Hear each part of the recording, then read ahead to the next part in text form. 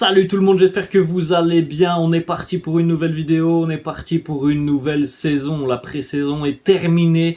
Dans 6 jours exactement, le Real sera de retour sur les terrains espagnols. Déplacement samedi 21h30 du côté de San Mamés pour affronter l'Athletic Bilbao. On est tous très impatients, je pense, de retrouver les merengues en compétition officielle. Ça fait près d'un mois que l'on a des entraînements, que l'on a eu. Voilà, c'est 4 matchs amicaux du côté des États-Unis. Rien ne remplace la compétition officielle, l'ambiance et l'atmosphère de ces matchs électriques et notamment de ce premier déplacement qui sera déjà un match périlleux tant on sait qu'il est très très compliqué de s'imposer du côté du Pays Basque face à l'Athletic Bilbao. 21h30 samedi. On poursuit les deux unes des quotidiens madrilènes, AS et Marca. AS qui titre à l'esprint, le sprint final pour le Real, avec évidemment beaucoup de questions que l'on peut se poser à quelques jours de la reprise de la Liga. Est-ce que ce nouveau schéma va correspondre au profil de cette équipe merengue qui depuis quelques années tout de même évolue en 4-3-3? Est-ce que l'on peut se satisfaire de ces matchs de préparation pour repartir directement sur ce 4-4-2 en début de saison? Je pense que la réponse on l'a, Il y a quand même peu de chances que samedi le Real évolue en 4-3-3 face à Bilbao.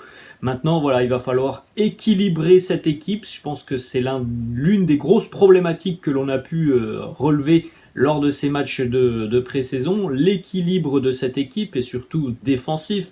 L'aspect offensif aussi très important, c'est un nouveau rôle notamment pour Vinicius, pas habitué à jouer à ce poste. Rodrigo, lui, a un petit peu plus d'automatisme. À l'heure actuelle, on n'est pas non plus certain d'avoir Rodrigo titulaire ce week-end face à l'Athletic Bilbao. Il y a évidemment toujours l'option Rossellou. On continue les amis avec la une du quotidien Marca. Une nouvelle fois la une est consacrée à Kylian Mbappé. No hay perdón, il n'y aura pas de pardon normalement aujourd'hui. Donc Kylian devrait s'entraîner une nouvelle fois avec les lofters, les indésirables du côté du Paris Saint-Germain. Alors que la saison de Ligue 1 reprend elle aussi ce week-end, que le Paris Saint-Germain va affronter le FC Lorient.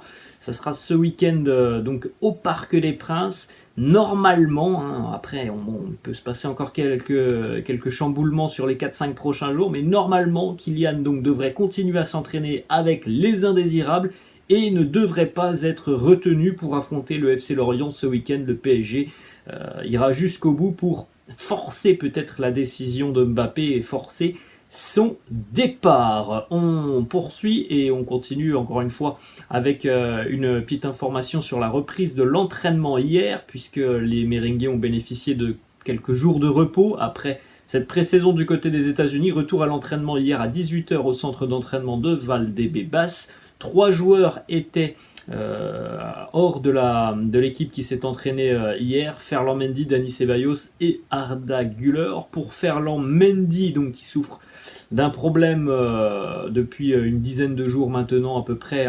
Il devrait revenir dans 2 semaines, donc le match face à Almeria devrait aussi être un match où il va certainement déclarer forfait, Ferland Mendy. En revanche, il devrait être disponible peut-être pour le 3e match à l'extérieur de ce mois d'août. Ça sera du côté de Balaidos face au Celta Vigo. Dani Ceballos, lui, devrait effectuer son retour. Quand on dit retour, les amis, c'est retour à l'entraînement avec le groupe. Donc retour d'ici à une vingtaine de jours pour le milieu de terrain espagnol qui a déjà repris la course un petit peu la semaine dernière. Et puis pour Arda Güler, on prendra pas de risque pour le retour, n'est pas prévu. On n'a pas de date prévue pour le retour d'Arda Güler. On espère que d'ici 3 semaines à un mois, il sera de retour avec le groupe, mais pour le moment, on ne peut pas certifier qu'il sera de retour avec le groupe, tant c'est une blessure qui peut évoluer positivement, mais elle peut aussi malheureusement évoluer d'une mauvaise manière et ça peut s'aggraver. Donc voilà, on est très précautionneux à l'heure actuelle du côté de Madrid avec l'état de forme de Arda Güler. On continue, on a quelques petites photos de cette séance d'entraînement.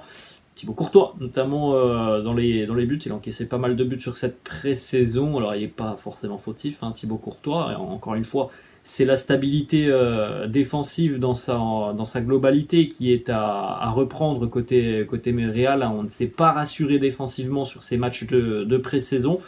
Thibaut Courtois donc sur cette photo, ensuite on continue, une petite photo aussi, hein, quelques courses spécifiques, on voit Vinicius, on voit Fran Garcia, on voit Luka Modric, ça va être intéressant de suivre donc aussi Fran Garcia pour ce premier match en Liga. Voilà, il a eu du temps de jeu sur ses 4 premiers matchs amicaux.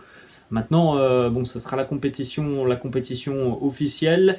C'est un joueur qui a beaucoup à gagner, hein, Fran Garcia, étant donné qu'à l'heure actuelle, Ferland Mendy est out, que David Alaba a quand même très peu de chances de revenir sur le côté gauche, et que bon, Carlo a semble-t-il été assez clair en début de saison. Camavinga sera milieu de terrain cette saison. Donc Fran Garcia a beaucoup de points à gagner là, sur les prochaines journées. Et il peut évidemment marquer un très gros coup, mais voilà, il va falloir évidemment prouver et mériter sa place sur le terrain. Petite déclaration de Toni Kroos qui nous parle de Nico Paz. On a vu un Nico Paz être présent tout au long de cette phase de pré-saison du côté des États-Unis. Bon, il a eu assez peu de temps de jeu. Ça reste un joueur sur lequel on compte côté Real. Nico Paz, il est décrit comme un talent exceptionnel, notamment par les joueurs qui le côtoient. Toni Kroos qui nous dit c'est un joueur exceptionnel. Il devrait s'entraîner toute l'année avec nous. Maintenant, voilà, il a aussi évidemment encore beaucoup à apprendre du plus haut niveau. Mais c'est quelqu'un qui est vraiment, je pense, tout proche de rejoindre l'équipe de rejoindre l'équipe première. Il y a évidemment aussi beaucoup de monde sur ces places au milieu de terrain, donc c'est difficile pour Nico Paz, mais on espère, hein, qu'il aura la possibilité, pourquoi pas, de nous montrer un petit peu l'étendue de son talent. C'est un joueur vraiment très propre, très simple dans son jeu, et ça c'est quelque chose de très important au plus haut niveau, hein. Il a les éloges de beaucoup de joueurs du côté de Madrid, d'anciens joueurs aussi. Javier Mascherano, hein, l'Argentin, qui parle de lui comme un véritable crack qui a tout en main pour pouvoir s'imposer du côté du Real. On continue, on regarde les maps de Aurélien Tchouaméni sur la saison 2022-2023 au niveau des actions défensives, au niveau aussi des ballons reçus, les positionnements sur le terrain, et puis l'origine de ces passes, donc d'où part le ballon lorsque Aurélien Tchouaméni est sur le terrain. Alors évidemment, les couleurs, plus elles sont dans le ton foncé, plus il y a une activité importante sur le terrain. Très important aussi, hein, de voir quelle va être la compo du milieu de terrain samedi face à Bilbao. Est-ce que Aurélien Tchouaméni sera utilisé dans son rôle défensif? Est-ce que l'on va préférer Toni Kroos? Voilà, ça c'est des questions pour Carlo Ancelotti. En tout cas, je pense que par rapport au volume défensif d'Aurélien Tchouaméni et par rapport au manque d'équilibre à l'heure actuelle du Real, de ce que l'on a vu sur les matchs de pré-saison, il me semble assez intelligent de penser que ça soit Tchouaméni qui soit titulaire ce week-end.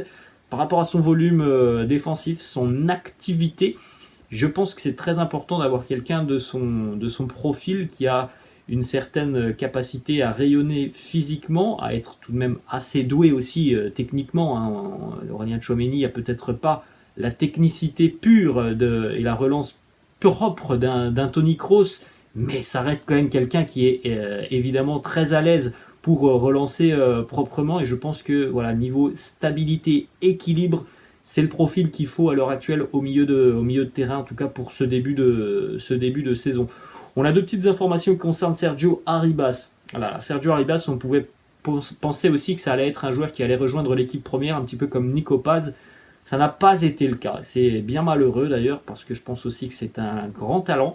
Sergio Arribas va certainement s'engager du côté d'Almeria en Liga. Transfert de 8 millions d'euros. Le Real va garder 50% des droits du joueur. Et le Real a aussi donc la possibilité de poser son veto sur un éventuel futur transfert. Imaginons, je ne sais pas, dans un an, le Barça arrive et le Barça vient du côté d'Almeria en disant on veut Sergio Arribas. Eh bien, le Real a la possibilité de dire non, tu n'iras pas du côté du FC Barcelone. Et évidemment, il y a cette possibilité aussi de le faire revenir du côté de Madrid. On termine 2 petites informations. Premièrement, c'était hier au Brésil. Marcelo qui a affronté Hendrick. On a eu droit donc à cette belle petite photo sur le terrain, et photo évidemment qui a été repostée sur son compte Instagram. Fluminense qui a affronté Palmeiras hier soir. Et on termine, petite information qui concerne le Bernabéu. Donc dans un mois, le Real sera de retour à la maison avec un derby face à Retafe. Le Bernabéu exploitera donc cette saison sa capacité maximale. Il n'y aura plus de bâches, il n'y aura plus de parties des tribunes qui seront fermées. Toutes les places devraient être mises à la disposition des supporters. Et donc dès le premier match, dès ce premier match au début septembre, le stade devrait être à guichet fermé, même si évidemment les travaux ne seront pas terminés. En tout cas, voilà, les travaux ne vont pas handicaper la capacité maximale du Bernabéu à accueillir donc les supporters du Real. Voilà les amis, la fin de cette vidéo, j'espère que ça vous a plu. N'hésitez pas comme d'habitude à lâcher un petit pouce bleu. N'hésitez pas non plus à vous abonner à la chaîne. Je vous laisse et je vous dis à la prochaine. Ciao.